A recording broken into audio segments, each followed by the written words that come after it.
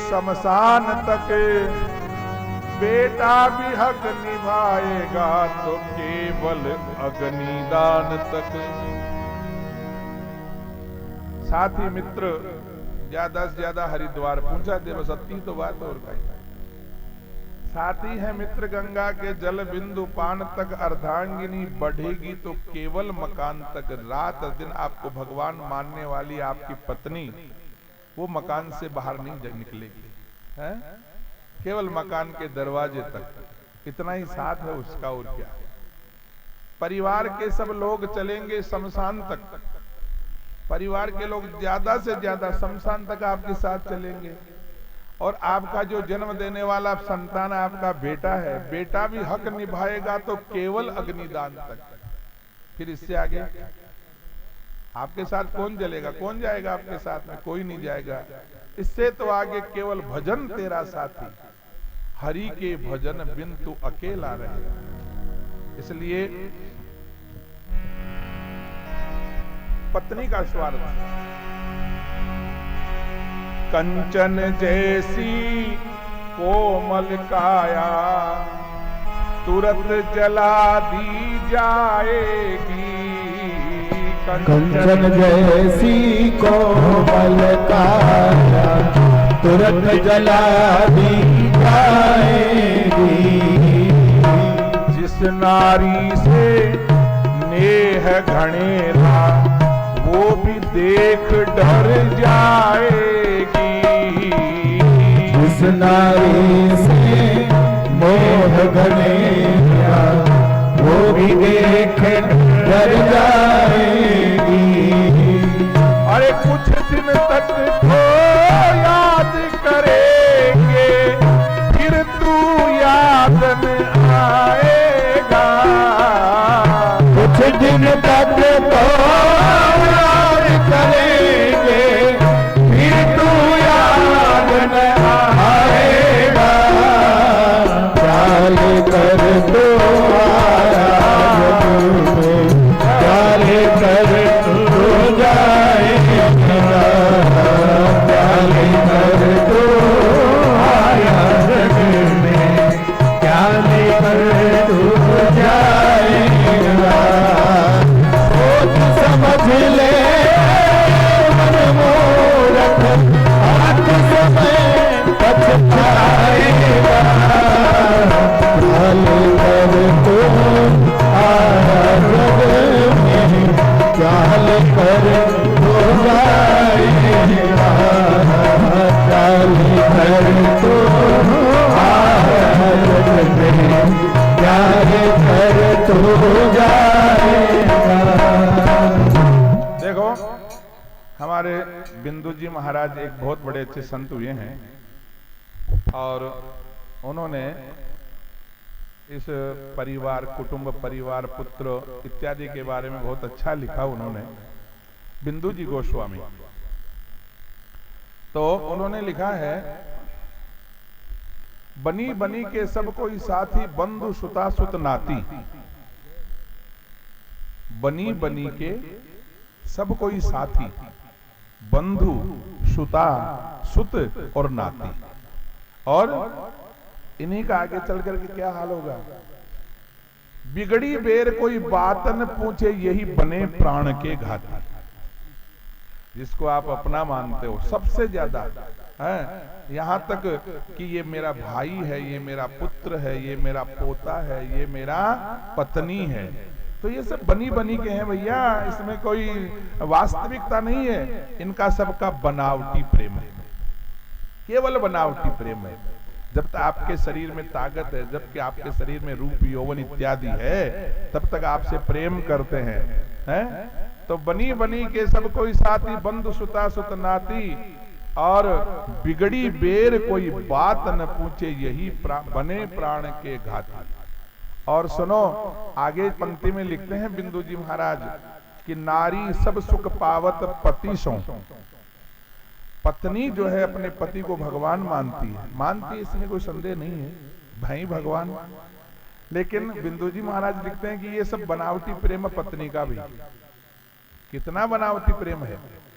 कि नारी सब सुख पावत पति सो दिन प्रति रहत हुलासी, लेकिन धन बल रूप गठे वही नारी कलह करे दिन रात।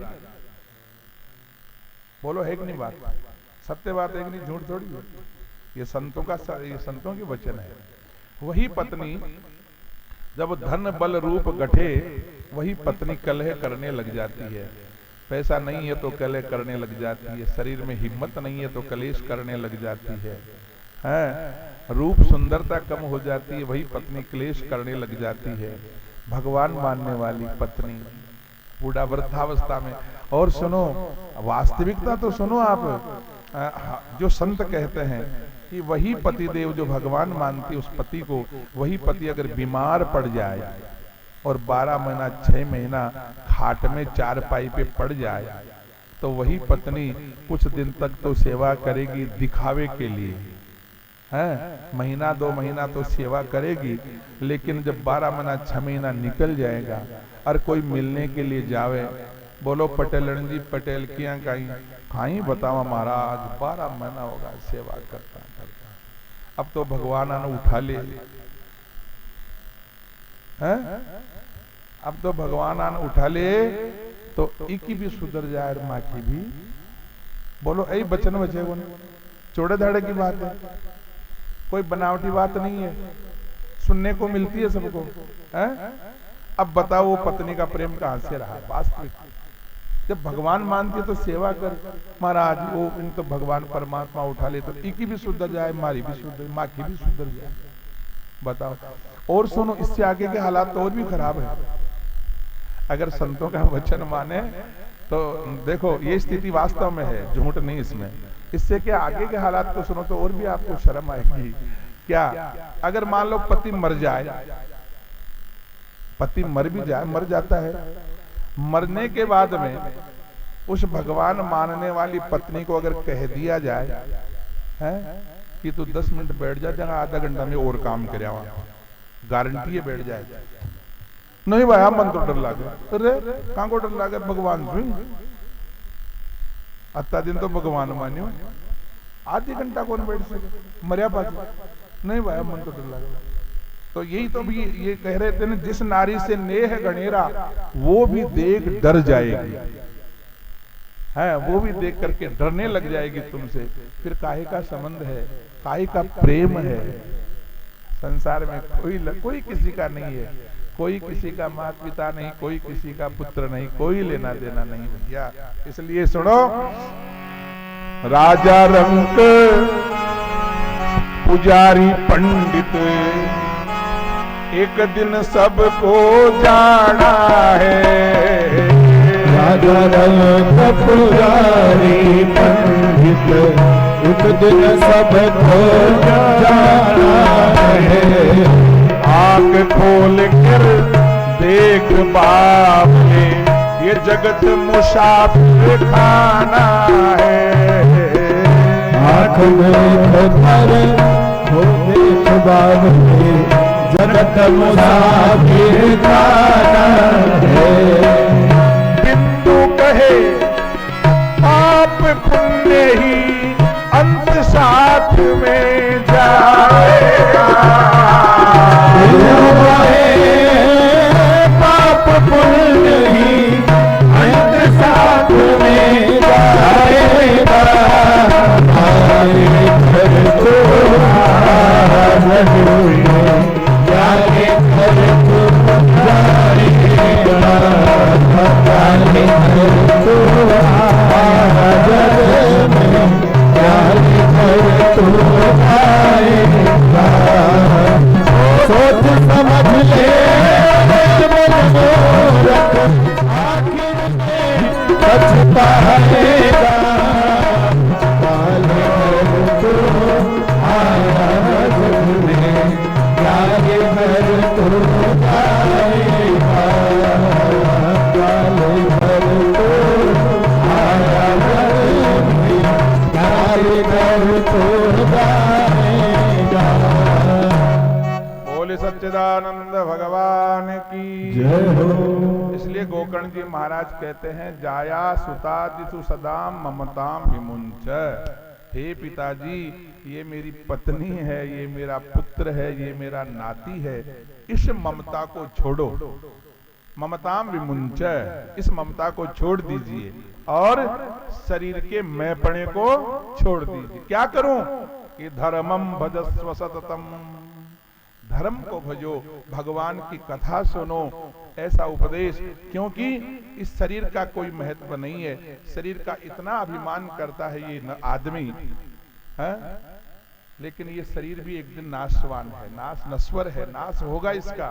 कितना ही सजा लो, कितना ही इसको नहा लो धो लो, कितना ही इसका ध्यान रखो, लेकिन फिर भी ये नाश होगा इसका एक दिन। चंद श्वासों पर टिका है ये ख्याल आसिया, ये कुछ श्वासों पर टिका हुआ है ये महल है। जिस दिन श्वास खत्म और खेल भी और क्या लेना देना है?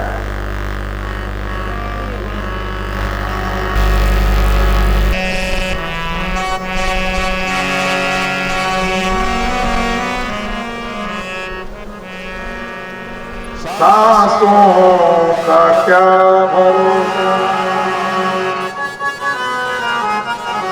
ये बात खुद रुक जाए चलते चलते, सांसों का क्या भरोसा, सांसों का क्या भरोसा, सांसों का क्या भरोसा।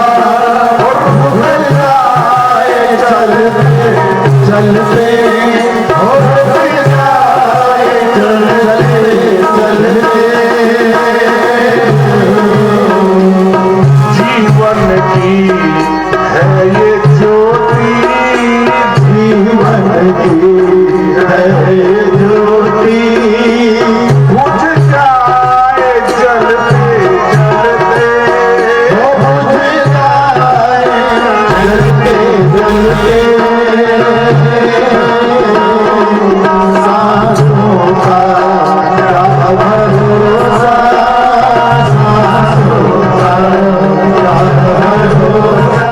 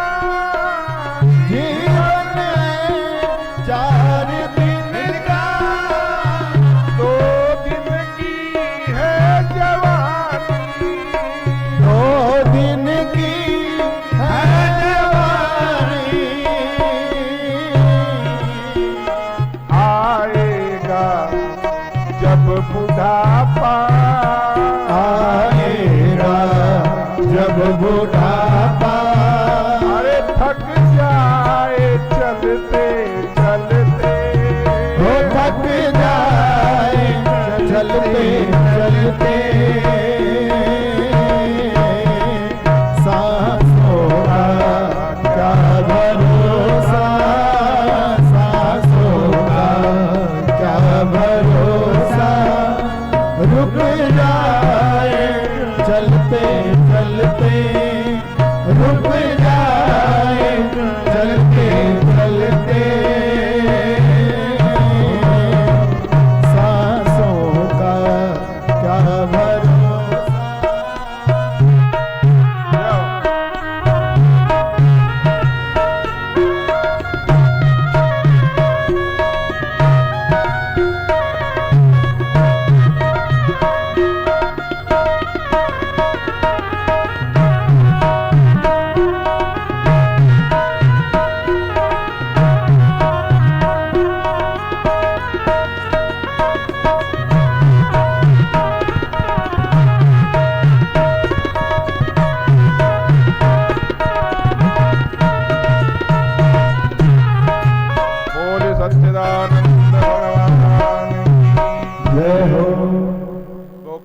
महाराज के इन उपदेशों को सुन करके आत्मदेव नाम का ब्राह्मण भागवत जी की पोथी साथ में लेकर के, देखो यहाँ पर भागवत की पोथी को साथ में लेकर के और घर से निकल गए, पुत्र की बात को मान करके।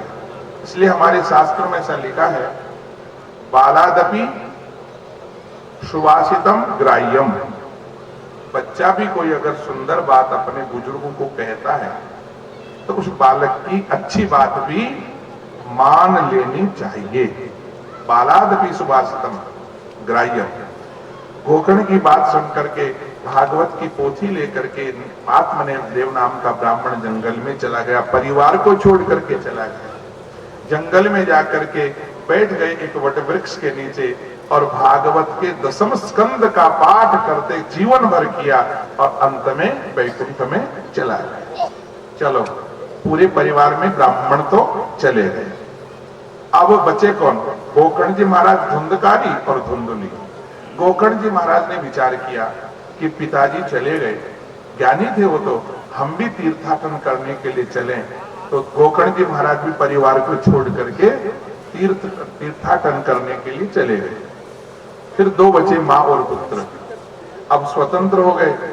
स्वतंत्र हो गए तो अब तो धुंधकारी और भी ज्यादा जुल्म करने लगा, बच्चों को मारे पीटे, हत्या करे, चोरी करने लगा, शराब पीने लगा। ब्राह्मण के घर में जन्म लेकर के शराब पीने लगा, मदिरा पान करने लगा, मांस भक्षण करने लगा, जुआ खेलने लगा, वैश्याओं को रखने लग गया घर में, पराई स्त्रियों को घर में रखने लग गया। हद हो गई। वही रोजाना उपालंब आवे, ओढ़ आवे। माँ एक दिन जुआ खेलते खेलते पूरा धन नष्ट हो गया। माँ से कहने लगा, ला तुम्हारा धन लाओ, गहने लाओ, तुम्हारे जुआ खेलेंगे। है? पूरे गहने निकाल ले गया माँ के। फिर धन सब नष्ट हो गया। फिर माँ से कहने लगा, बता कोई गड्ढा हुआ छुपाया हुआ धन हो तो निकाल दे, नहीं तो मार दूंगा तेरे को। जलती हुई लकड़ी लेकर के माँ को मारने लगा। इसलिए हमारे शास्त्र में कहते हैं कि बच्चे को अच्छे संस्कार दिया करो। है?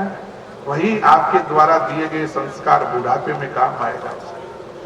सज्जनों, वही संस्कार आज वही जो है पुत्र अपने माता पिता से कहता है, माँ से कहता है, बता कहाँ छुपा रखा है धन को, नहीं तो तुमको मार दूंगा। मारने लगा। वो रोती चिल्लाती बेचारी क्या करे, और डर के मारे सो गई। और उस पुत्र से दुखी होकर के वो माँ रात के 12 बजे घर से निकल गई और जंगल में चली गई और अंधेरे कुएं में गिर करके मर गई। बता, ऐसी संतान भी किस काम की है जो माँ बाप को रुलावे?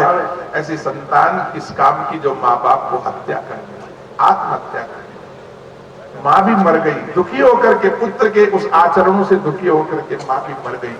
अब बच्चे को केवल धुंधकारी बचा, और भी ज्यादा स्वतंत्र हो गया, पराई स्त्रियों को घर में रखने लग गया। अब स्त्रियां पराई स्त्री वैसे ही कैसे रहे, उनको तो धन चाहिए, तो उनको प्रसन्न रखने के लिए 5 वैश्याओं को रखता था। उनको प्रसन्न करने के लिए चोरी करे। चोरी करते करते बहुत समय बीत गया। एक दिन उन वैश्याओं ने विचार किया, पराई स्त्रियों ने विचार किया, इतना धन चोरी करके लाता है, इकट्ठा करता है, अगर किसी दिन ये पकड़ में आ जाएगा तो राजा के सिपाही पकड़ लेंगे, इसको जेल में डालेंगे, साथ में हम भी पकड़ में आ जाएंगे, हमको जेल में जाना पड़ेगा। सज्जनों, एक दिन क्या किया, उन्हीं 5 वैश्याओं ने जो है उनको रात को सोते समय उसकी चारपाई से बांध करके उसी धुंधकारी को जीवन भर चोरी करके उनको राजी किया। देखो, और अंत में उस धन के कारण से उसी धुंधकारी को सोए हुए धुंधकारी को चारपाई से बांध करके एक खड्डा खोद करके उसमें ईंधन डाला, लकड़ी अंगारे जलाए और चारपाई के सहित उसको खड्डे में डाल दिया। तड़प तड़प करके जिंदा जल गया और जिंदा जलने के बाद में उसकी मोक्ष नहीं हुई, प्रेत बन गया। गोकर्ण जी महाराज ने तीर्थों में सुना कि मेरा भाई मर गया है। भाई मर गया है तो गोकर्ण जी महाराज ने जिस तीर्थ पर जावे वहीं पर पिंड दान करे, और अपने भाई की मोक्ष के लिए गया जी में गए गोकर्ण जी महाराज, और गोकर्ण जी महाराज ने वहां गया श्राद्ध करवाया अपने भाई के लिए। और अंत में एक दिन घूमते घूमते गोकर्ण जी महाराज अपने ही गांव में आ गए। अपने घर का दरवाजा खोला, चौक में सो गए।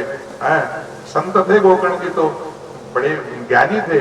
चौक में चारपाई बिछा करके सो गए। रात को 12 बजे तो कभी भैंसा बन करके आवे, कभी बकरा बन करके आवे, कभी मींडा बन करके आवे, कभी आग बरसावे। ऐसे ऐसे दृष्टांत होने लगे। गोकर्ण जी महाराज खड़े हो गए, भैया कौन है? तो मैं भूत प्रेत से डरने वाला तो नहीं हूं, लेकिन तू है कौन? कभी भैंसा बनता है, कभी मींडा बनता है, कभी बकरा बनता है, कभी अग्नि बरसाता है, क्या बवाल? उस समय वो जो प्रेत था